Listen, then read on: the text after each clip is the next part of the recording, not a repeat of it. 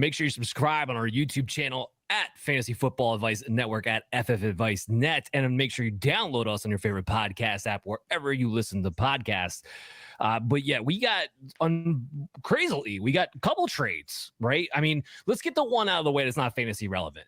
Mika Fitzpatrick, Jalen Ramsey, swap teams. And I have a lot of thoughts about that, but that's not fantasy relevant. So we're not going to dive into that into the show. What was fantasy relevant, though, was that part two, or the second trade, or however they want to classify that, was the Dolphins trading Jonnu Smith to the Pittsburgh Steelers, something we had heard about months ago, but then seemed like it had been squashed out. Didn't think it was actually going to happen. That takes place. Then literally, like hours later, the Dolphins make a move where they're going to bring Darren Waller out of retirement, trade a 2026 conditional 6th-round pick to get back a 7th-round pick and Waller's rights, who then signs a 1-year, $5 million contract deal. So let's deal with the part that I think is going to be easiest to deal with, and that's Darren Waller coming out of retirement. I mean, Adam, do you look at Darren Waller? He goes to the Dolphins. Yes, they vacated Jonnu Smith, but do you see any value here going into 2025? It's interesting. I think it's like maybe an interesting swing, maybe an interesting stash, but not like, I don't project him as a top 12 tight end by any stretch of the imagination. I mean, candidly, it was a surprise when Jonnu Smith did it, because we hadn't really seen with Mike McDaniel the tight end position do all that much that was particularly interesting. So I would believe that Jonnu Smith is the exception. He is now gone, and that Darren Waller will at best continue to be a middling tight end, which is what has largely been played for the Dolphins with Mike McDaniel. Yeah, I mean, to that point, though, before Jonnu Smith last season, he had 20% target share. And I'm going to talk more about this a little bit later, but under Mike McDaniel, their tight ends never got more than 10% of the targets. Like, they were not involved in the offense. I think it's interesting they bring Darren Waller in, but I want to get Chase's opinions here before I dive in. Yeah, it doesn't really move the needle for me, just because, I mean, if we think about it, Waller, he had a couple of very good years, tight end years. He had some fun years, 2019, 2020, 2021, even if you want to think about it, even though he missed a bunch of games that season. He was pretty damn good. Okay. 2029 touchdowns even. But if you look, that year was the exception, the major exception to the rule with Darren Waller. He didn't show in the last 3-4 years of his career that he could stay healthy at all. And he retired for a reason. He's basically, in my house, he's Kelsey Plum's ex-husband by now, because I'm not really all that worried about what Darren Waller, the pro football player, is going to be doing. He's, 1, 2, 3 touchdowns a year in his career outside of that. And that's if he can work his way up to football shape. That's if, like we said, he can earn any targets in this system. He's basically a replacement level player for most of his career outside of the 2 anomalous years that I talked about in Las Vegas, which were 5 and 6 years ago by now. So no, I'm not worried about Darren Waller. I will not be, taking swings on him. I mean, if you want to take a real long shot in a best ball league with your last round pick or 2 on him, be my guest. But no, I don't think that does a whole lot. It's interesting. It's an interesting move because it was somebody we thought was all moved on already and done. But it doesn't hold a whole lot for me. I mean, it's just interesting from NFL headlines for July before we get the trading camp. I mean, this is why it's news, right? It's been 1.5 years since we've seen Darren Waller. That's how far along he's been removed from football activities. 2023 was the last time we saw him. He was a tight end 14 on a points per game basis. The Chase's point, he had 1 touchdown, that season.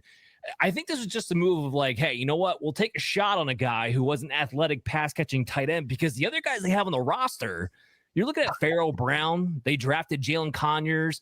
Everybody's a block first tight end on that team. I don't even know what Darren Waller has left. But to your point, I don't see this as Waller can move into any type of potential Jonnu Smith role. Speaking of Jonnu Smith, who went to the Pittsburgh Steelers, let's stay on the Dolphins side of this, though, to kick things off. I mentioned he had a 20% target share last year, and it really hurt Tyreek Hill and Jaylen Waddle, right? Like, yes, there was other factors here. Like Tua was injured. Even when he was back, they were having him get the ball out of his hands so fast because they didn't trust the offensive line and they couldn't bear to be without Tua potentially. So they're just getting the 2.42 seconds. Like, that's the fastest time to throw in the NFL. For just to give you an idea, the guy who's second, Cooper Rush, 2.55. Like, that's how far the gap was from the second guy throwing the ball out of his hands. And then when you add in the comments of the Dolphins coaching staff talking about, well, the focus is getting the ball to his hands even faster. I don't know if that's even possible, but it gives you an idea that they're sticking to the game plan at the very least that they had last season. So I don't know if Hill and Waddle have a chance to become more efficient like they were a couple of years ago, getting the deeper bombs. We'll see what comes out. But what it does do, at least in my opinion, you guys can correct me if I'm wrong here, what it does do is I think it gives them more of a floor that you can at least sink your teeth into. Remember, I said 10% target shares all the tight ends got before Jonnu Smith because they funneled it to the wide receivers. Tyreek Hill was a elite 32% target share player. Jaylen Waddle was a 23% target share player. That went down to 22% for Tyreek Hill, 17% for Jaylen Waddle, and that's why he got left with a big old mess. Now it's happened, and people have already kind of started to catch up to this. We see it in the ADP, early on ADP ranks. Hill is up 11 spots in his overall rankings. Now he's at 32 overall, wide receiver 16, and Waddle's up 17 spots, wide receiver 31, 65th overall. So and that's from like early June until now, beginning of July. So public are already kind of seeing it, I think, that way.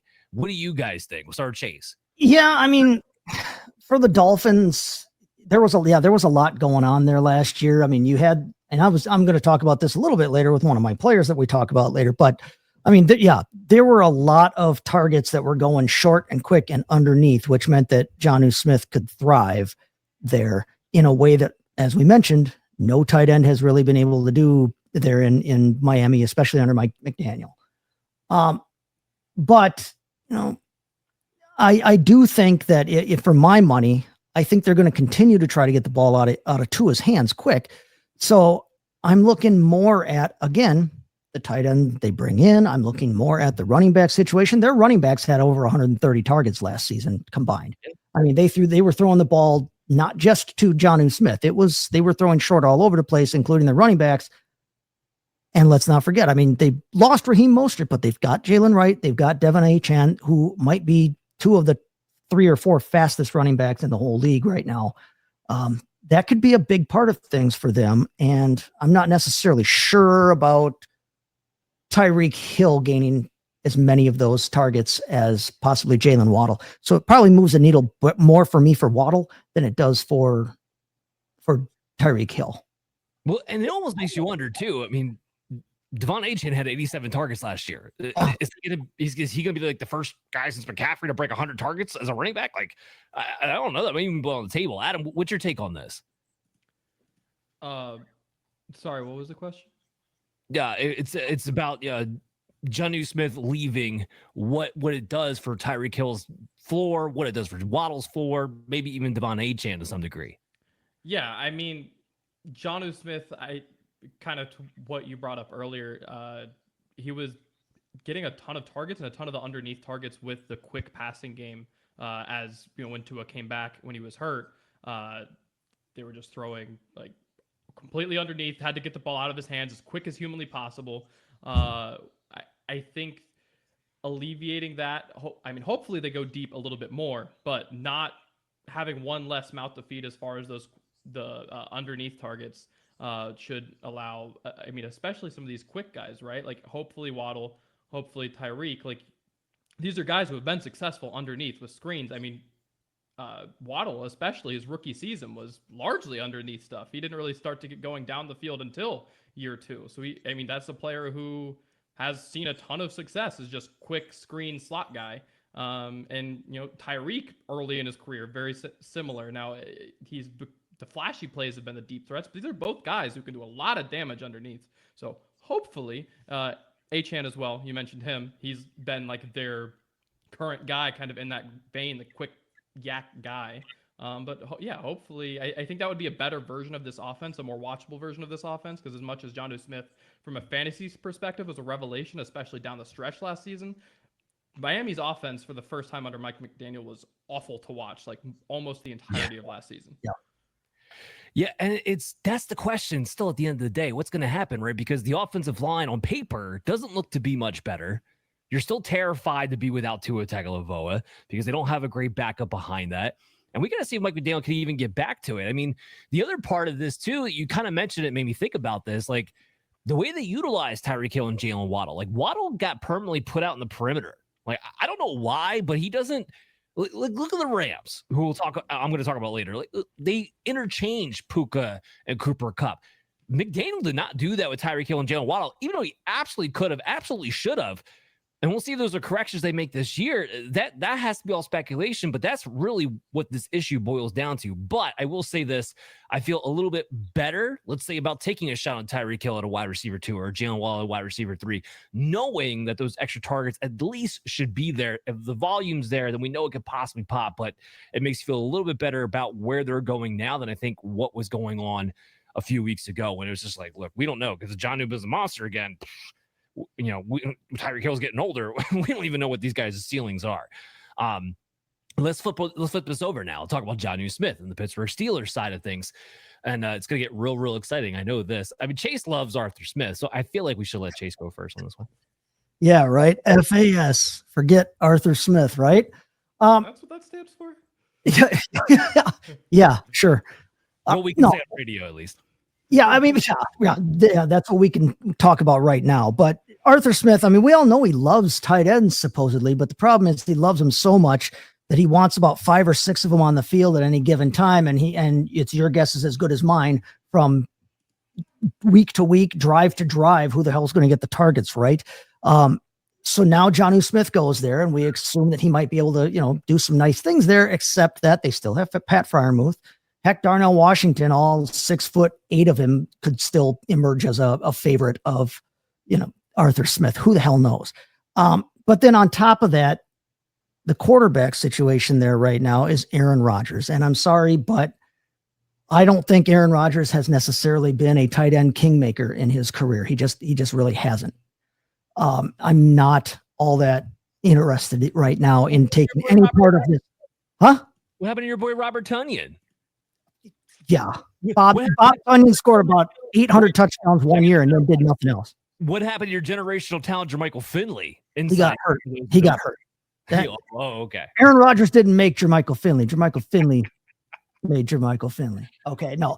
But he hasn't been, we haven't seen like a steady flow of super tight ends coming from Aaron Rodgers passing games. Okay. We've seen some usable seasons, but I don't think that it's going to be enough to elevate any of these guys into a position where I want any of them on my team, even in best ball. There's too many what ifs with that tight end room. There's too many what ifs with Rodgers and how the passing game is going to shake out. And it's still Arthur Smith. I want no part of it. So yeah, you can count me out on anything Jonnu Smith wise or Pittsburgh tight end wise in general. Well,